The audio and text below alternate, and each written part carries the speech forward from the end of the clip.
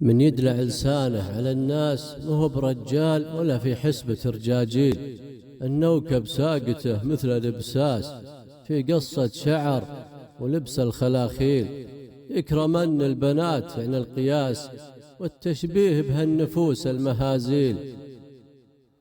للكاتبة الدكتورة سلام: التقليد هو محاولة مشابهة الغير في القول أو الفعل أو أسلوب الحديث أو طريقة الحياة، وهو نوعان. النوع الأول وهو ما كان هدفه ساميا جليلا، وهذا ما يسمى بالتقليد المطلوب أو الجائز والمباح.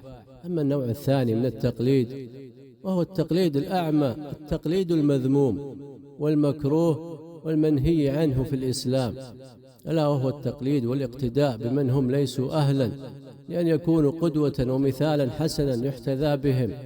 هذا التقليد هو الذي يوصل الناس للهاوية، إنه يؤدي إلى إلغاء التفكير تماما، لأن الهدف الأساسي منه هو تقليد الآخرين دون أدنى تقدير لنتائج هذا التقليد، وقد يكون اتباعا للسفهاء فيما يفعلون أو يقولون أو في أي من الأمور السخيفة الأخرى، كأن يكون في الملبس أو المظهر أو حتى في طريقة الحياة، بغض النظر عما إن كان ما يقلد يتناسب مع طبيعة الحياة أو مع ثقافة المجتمع.